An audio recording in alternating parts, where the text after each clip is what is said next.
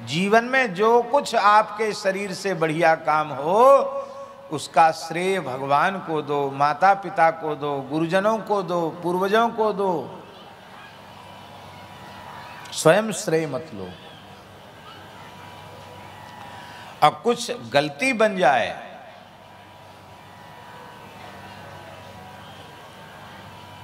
अपने आप स्वीकार कर लो, ये सज्जनता है।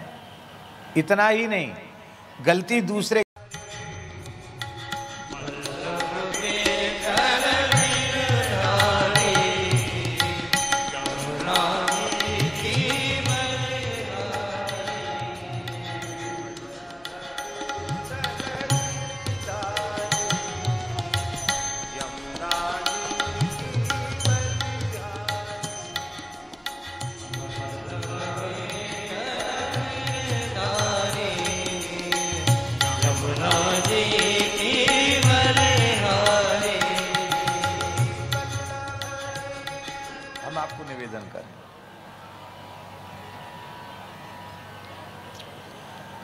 संत वाणी में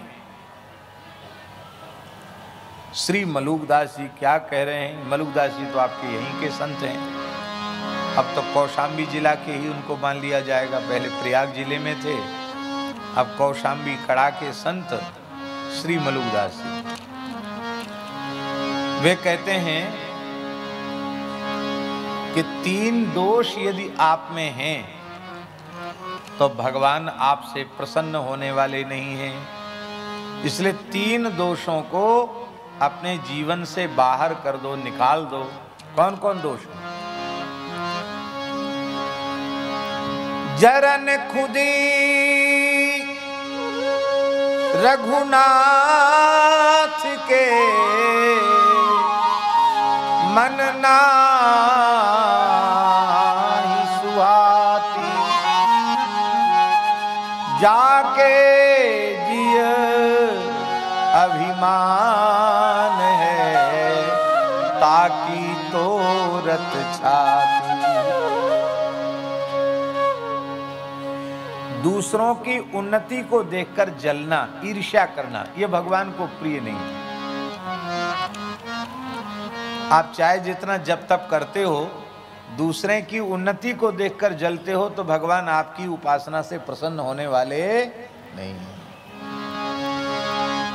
इसलिए जलन मत रखो, ईर्ष्या मत करो। ये पहला दोष है। दूसरा दोष है खुदी। खुदी जानते हैं?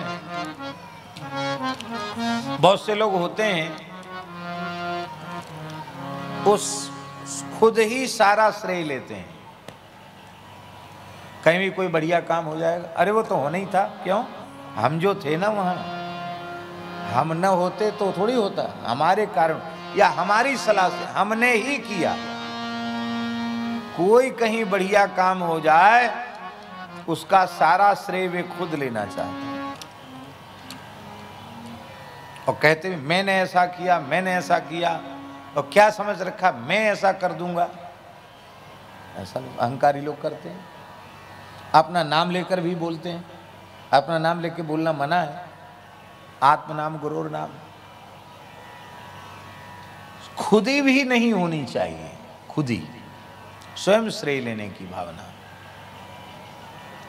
अब यह इतना बड़ा आयोजन भगवान की कृपा से हुआ, संतों की, गुरुजनों की, पूर्वजों की कृपा से हुआ। अब कोई इसका खुद श्रेय ले कि मैंने किया, मेरे द्वारा हो गया, तो सब जय सिया राम, सब पर चौका लग जाएगा। तब अनुभव यह करना चाहिए, भैया हम तो अपना पेट भरने लायक नहीं हैं, हम इतना बड़ा कहाँ कैसे कर सकते थे। ना हमारा किया पहले कभी हुआ, और ना हमारा किया हो रहा है, और ना हमारा किया होगा। जो हुआ वो भगवान की कृपा से हुआ, जो हो रहा है वो भगवान की कृपा से हो रहा है, और जो आगे होगा वो भी भगवान की कृपा से होगा।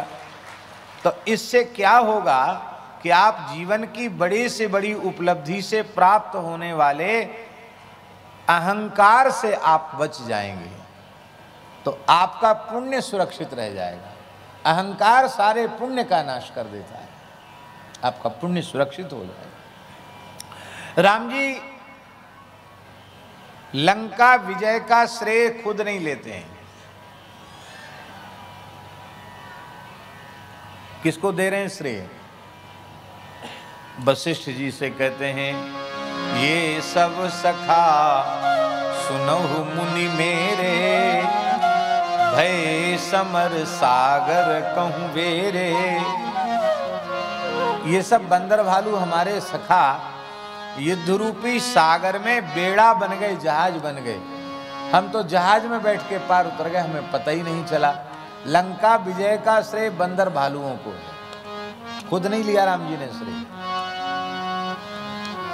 बंदर भालू सोचे, वाह जी वाह, ले साहब हमने लंका युद्ध जीता है।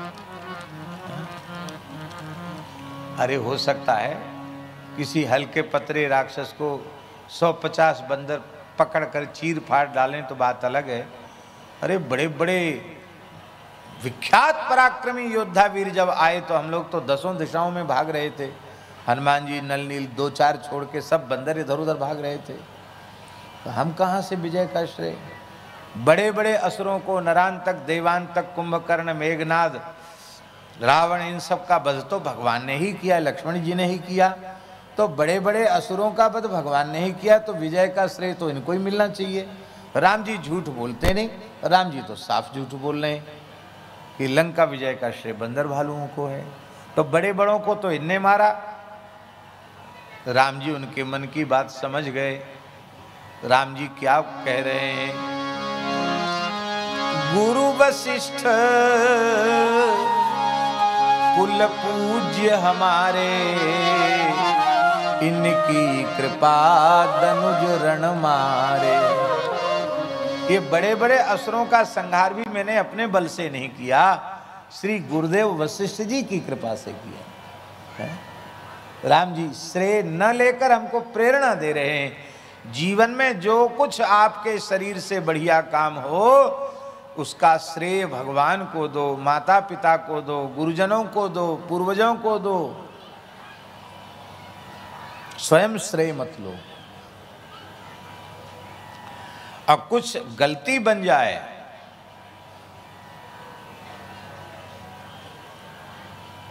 अपने आप स्वीकार कर लो, ये सज्जनता है। इतना ही नहीं, गलती दूसरे की आप खुद स्वीकार कर लो, यह सब मोर पाप परिणाम। अपराध न होने पर अपराध स्वीकार कर लो, समस्या का समाधान हो जाएगा। ब्रज के एक गांव की घटना है। वहां पुरानी छत्ती गौशाला की बच्चे उपद्रवी, ब्रजवासी बालक तो ज़्यादा चंचल हुए। बालक तो वैसे सब जगह के चंचल होते हैं। वो महात्मा के मना करने पर भी उसी टूटी छत पर कूद रहे थे बच्चे। छत गिरी और उसमें एक बच्चा इतना अधिक घायल हो गया कि वो हॉस्पिटल में जाके उसने शरीर छोड़ दिया 1-2 दिन पीछे। अब वो जो महात्मा थे वो तो भाग गए स्थान छोड़ के, डर के मारे। गांव के लोग बड़े नाराज। तो हम गए, भगवान का मंदिर बंद, भगवान की सेवा कैसे हो। हम गए, लोगों ने कहा भैया गांव के लोग बहुत गुस्साए हैं, आप जाओगे पता नहीं क्या। उन्होंने कहा कछु कहेंगे ही, जो कछु कहेंगे सो सुन लेंगे। हम गए, पूरा गांव इकट्ठा, ये हुआ बताओ, बालक मर गया, यूँ हो गया, त्यों हो गया। सब ने अपने अपने मन का गुहार निकाल लिया।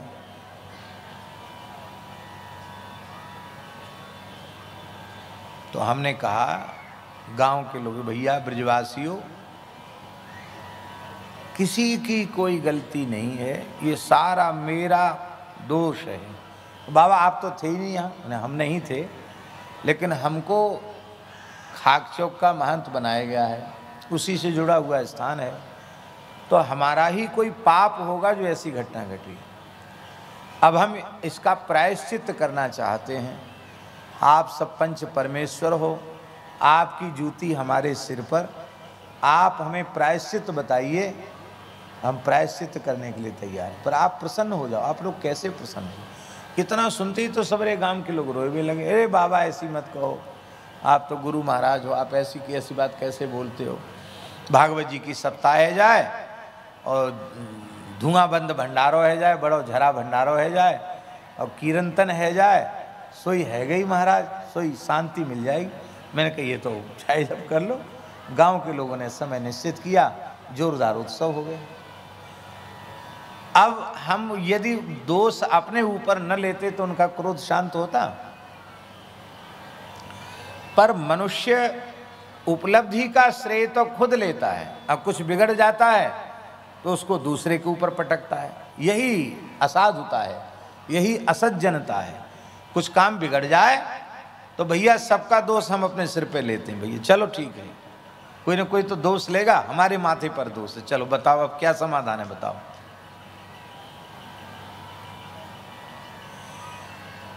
खुदी नहीं रहनी चाहिए। जरन खुदी रघुनाथ के मन नाहि सुहाती। तीसरा दोष है जाके जिय अभिमान है ताकि तोरत छाती। जिसके भीतर अहंकार है भगवान उसका अहंकार रहने नहीं देते हैं, उसकी छाती तोड़ देते हैं। न विद्या का अहंकार रहने देते हैं, न रूप का अहंकार रहने देते हैं, न धन का अहंकार रहने देते हैं, न पद प्रतिष्ठा का अहंकार रहने देते हैं। कोई कहाँ तक कहें ज्ञान भक्ति वैराग्य का भी किसी को अहंकार है तो राम जी वो भी नहीं छोड़ते हैं। आपको भजन साधन का अहंकार है तो वो भी नहीं छोड़ते हैं।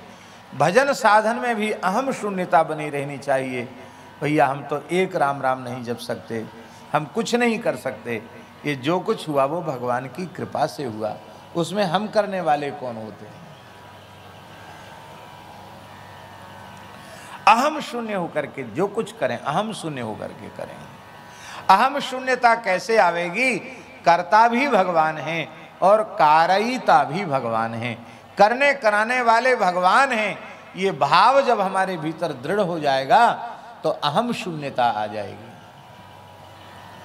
अहम शून्यता आ गई तो फिर कर्म का बंधन नहीं होगा, कर्म बंधन से मुक्ति हो जाएगी।